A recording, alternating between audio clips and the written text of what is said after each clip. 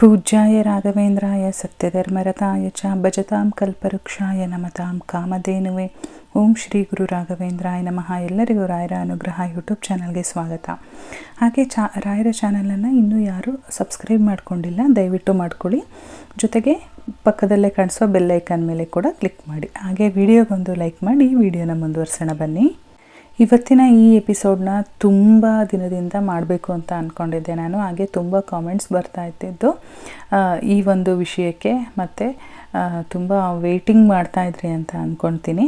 ಏಕೆ ಅಂತಂದರೆ ತುಂಬ ಜನ ಕಮೆಂಟ್ ಹಾಕಿದ್ರಿ ಕಂಕಣ ಭಾಗ್ಯ ಕೂಡಿ ಬರಲಿಕ್ಕೆ ಯಾವ ರೀತಿ ಪೂಜೆ ಮಾಡಬೇಕು, ಯಾವ ರೀತಿ ಸೇವೆ ಮಾಡಬೇಕು ಅಂತ. ಇಷ್ಟು ದಿನದಿಂದ ಇದ್ರ ಬಗ್ಗೆ ಒಂದು ವಿಡಿಯೋ ಮಾಡಬೇಕು ಅಂತೇಳಿ ನಾನು ಕೂಡ ವೆಯ್ಟ್ ಮಾಡ್ತಾಯಿದ್ದೆ. ಸೊ ಇವತ್ತು ನನ್ನ ಬಾಯಲ್ಲಿ ರಾಯರು ಮಾಡಿಸ್ತಾ ಇದ್ದಾರೆ ಅಂತ ಅಂದರೆ ನಿಮಗೆ ಕಂಕಣ ಭಾಗ ಕೂಡಿ ಬಂದಿದೆ ಅಂತಲೇ ಅರ್ಥ.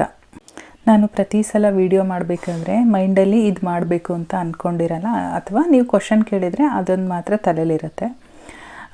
ಇನ್ಯಾವುದೋ ಮ್ಯಾಟ್ರ್ ಇಲ್ಲ ಅಂತ ಅಂದರೆ ನಾನು ಏನು ಮಾಡ್ತೀನಿ ಅಂತ ಅಂದರೆ ರಾಯರ ಮುಂದೆ ಕೂತ್ಕೊಂಡು ಇವತ್ತು ಯಾವ ಟಾಪಿಕ್ ಬಗ್ಗೆ ನಾನು ವಿಡಿಯೋ ಮಾಡಲಿ, ಯಾವ ಥರ ಸೇವೆ ಬಗ್ಗೆ ತಿಳಿಸ್ಕೊಡಿ ಅಂತೇಳಿ ರಾಯರ ಮುಂದೆ ಕೂತ್ಕೊಂಡು ರಾಯರ ಮಂತ್ರ ಜಪ ಮಾಡಿಬಿಟ್ಟು ಬರ್ತೀನಿ.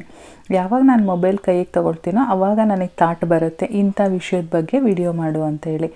ಅದು ರಾಯರೇ ನನ್ನ ತಲೆಗೆ ಹಾಕಿರ್ತಾರೆ ಅಂತ ನಾನು ನಂಬಿದ್ದೀನಿ. ಸೊ ಆ ವಿಷಯದ ಬಗ್ಗೆ ನಾನು ವಿಡಿಯೋನ ಮಾಡ್ತೀನಿ. ಇವತ್ತು ನನಗೆ ಮದುವೆ ಯಾರ್ಯಾರಿಗೆಲ್ಲ ಇನ್ನೂ ತುಂಬ ಜನ ವೆಯ್ಟ್ ಮಾಡ್ತಾ ಇದ್ದೀರಾ, ಮದುವೆ ಆಗಿಲ್ಲ ಆಗಬೇಕು ಅಂತೇಳಿ, ಅಂಥವ್ರಿಗೆ ಅಂತಲೇ ಈ ವಿಡಿಯೋ ಮಾಡ್ತಾಯಿದ್ದೀನಿ.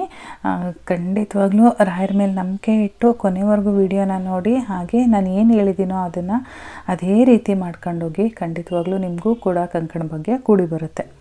ತುಂಬಾ ಸುಲಭವಾಗಿರ್ತಂಥ ಸೇವೆಗಳನ್ನ ನಾನಿಲ್ಲಿ ಹೇಳ್ಕೊಡ್ತಾ ಇದ್ದೀನಿ. ಒಂದು ಮಂತ್ರಾಲಯದಲ್ಲಿ ಹೋಗಿ ಮಾಡ್ಬೋದು, ಇಲ್ಲ ಅಂತ ಅಂದರೆ ನಿಮ್ಮ ಮನೆ ಹತ್ರ ಇರ್ತಕ್ಕಂಥ ಮಠದಲ್ಲಿ ಹೋಗಿ ಮಾಡ್ಬೋದು. ಎರಡೂ ಆಗಲಿಲ್ಲ ಅಂತ ಅಂದರೆ ನಿಮ್ಮ ಮನೆಯಲ್ಲೇ ಕೂಡ ಮಾಡ್ಬೋದು. ತುಂಬ ಸರಳವಾಗಿರ್ತಕ್ಕಂಥ ಸೇವೆ, ಖಂಡಿತವಾಗ್ಲೂ ಮಾಡಿ ಹಾಗೇ ಆಗುತ್ತೆ. ಮೊದಲನೇದಾಗಿ ಮಂತ್ರಾಲಯದಲ್ಲಿ ಯಾವ ರೀತಿ ಸೇವೆಗಳನ್ನ ಮಾಡ್ಬೋದು ಅಂತೇಳಿ ತಿಳಿಸ್ಕೊಡ್ತೀನಿ. ನೀವು ಮೊದಲು ಪ್ಲ್ಯಾನ್ ಮಾಡ್ಕೊಳ್ಳಿ. ಒಂದು 3 ದಿನ ಅಥವಾ 5 ದಿನ, ಇಲ್ಲ ಅಂದರೆ 9 ದಿನ, ನಿಮಗೆ ಎಷ್ಟು ದಿನ ಹೋಗಿ ಮಾಡೋಕ್ಕಾಗತ್ತೆ ಅನ್ನೋದನ್ನು ಪ್ಲ್ಯಾನ್ ಮಾಡ್ಕೊಳ್ಳಿ.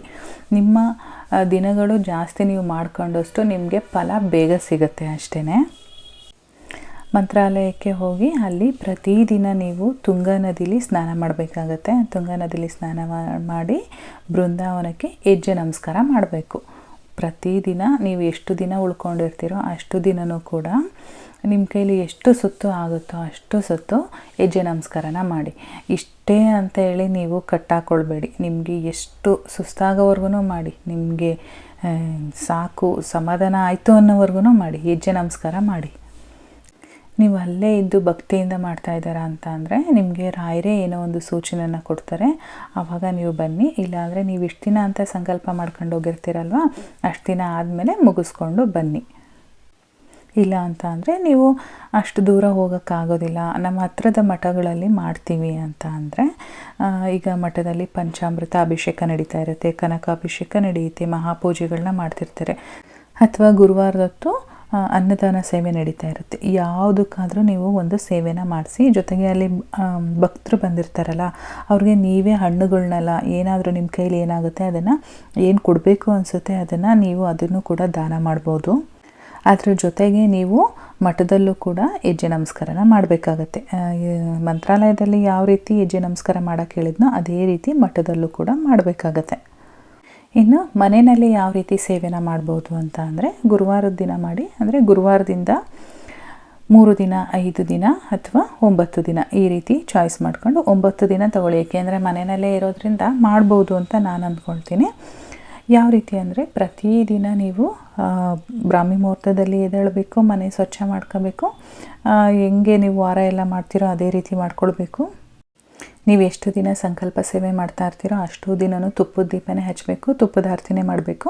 ಹಾಗೆ ಬೆಳಗ್ಗೆ ಸಂಜೆ ರಾಯರ ಮುಂದೆ ಕೂತ್ಕೊಂಡು 108 ಬಾರಿ ಓಂ ಶ್ರೀ ಗುರು ರಾಘವೇಂದ್ರಾಯ ನಮಃ ಅಂತೇಳಿ ಜಪ ಮಾಡಬೇಕು. ಅದು ಮಾತ್ರ ಮಿಸ್ ಮಾಡಬಾರ್ದು. ಬೆಳಗ್ಗೆ ಸಂಜೆ 2 ಬಾರಿನೂ ಕೂಡ ಮಾಡಲೇಬೇಕಾಗತ್ತೆ. ಇಲ್ಲಿ ಯಾವ ರೀತಿ ಮಾಡ್ಬೋದು ಅಂಥೇಳಿ ನಾನು 3 ಕಡೆನೂ ಹೇಳ್ಕೊಟ್ಟಿದ್ದೀನಿ. ಮಂತ್ರಾಲಯದಲ್ಲಿ ಮಾಡ್ತೀರಾ ಅಂದರೆ ತುಂಬಾ ಒಳ್ಳೆಯದು, ಮಠಕ್ಕೆ ಹೋಗಿ ಮಾಡ್ತೀರಾ ಅಂತ ಅಂದ್ರೂ ಕೂಡ ಒಳ್ಳೆಯದೇ, ಅಥವಾ ಮನೆಯಲ್ಲೇ ಮಾಡ್ತೀವಿ ಅಂತಂದರೆ ಅದು ಒಳ್ಳೆಯದೇ. ನಿಮಗೆ ಅನುಕೂಲವಾಗೋ ರೀತಿ ಯಾವುದು ಮಾಡೋಕ್ಕಾಗತ್ತೆ ನೋಡಿಕೊಂಡು ಕಟ್ಟುನಿಟ್ಟಾಗಿ ಏಕಾದಶಿ ದಿನ ಸ್ಟಾರ್ಟ್ ಮಾಡಿಬಿಡಿ. ಏಕಾದಶಿ ಗುರುವಾರ ಬರುತ್ತಲ್ಲ ಅವತ್ತು ಬೇಡ, ಬೇರೆ ಗುರುವಾರನ ಚಾಯ್ಸ್ ಮಾಡಿಕೊಂಡು ಶುರು ಮಾಡಿಕೊಂಡು ನಿಮ್ಮ ಸಂಕಲ್ಪ ಸೇವೆನ ಮಾಡ್ಕೊಳ್ಳಿ. ಖಂಡಿತವಾಗ್ಲೂ ರಾಯರು ನಿಮಗೆ ಒಂದು ಕಂಕಣ ಭಾಗ್ಯ ಸಿಗೋ ಥರ ಮಾಡಲಿ ಅಂತ ನಾನು ಕೂಡ ರಾಯರ ಹತ್ರ ಕೇಳ್ಕೊಳ್ತೀನಿ. ಎಲ್ಲರಿಗೂ ಒಳ್ಳೆಯದಾಗಲಿ ಅಂತ ಇಲ್ಲಿಗೆ ಈ ವಿಡಿಯೋನ ಮುಗಿಸ್ತಾ ಇದ್ದೀನಿ. ಇವತ್ತಿನ ವಿಡಿಯೋ ಇಷ್ಟ ಆಗಿದ್ರೆ ದಯವಿಟ್ಟು ಲೈಕ್ ಮಾಡಿ, ಹಾಗೆ ಇನ್ನೂ ಸಬ್ಸ್ಕ್ರೈಬ್ ಮಾಡ್ಕೊಂಡಿಲ್ಲ ಅಂತಂದರೆ ಸಬ್ಸ್ಕ್ರೈಬ್ ಮಾಡ್ಕೊಳ್ಳಿ. ಜೊತೆಗೆ ಇನ್ನು ಯಾವ ಥರ ವಿಷಯ ಬೇಕು ಅನ್ನೋದನ್ನು ಕೂಡ ಕಮೆಂಟಲ್ಲಿ ತಿಳಿಸಿ. ಓಂ ಶ್ರೀ ಗುರು ರಾಘವೇಂದ್ರಾಯ ನಮಃ ಅನ್ನೋದು ಕೂಡ ಬರೀರಿ. ಹಾಗೆ ನಾನು ಮುಂದಿನ ವಿಡಿಯೋದಲ್ಲಿ ಸಿಗ್ತೀನಿ. ಅಲ್ಲಿವರೆಗೂ ಧನ್ಯವಾದಗಳು.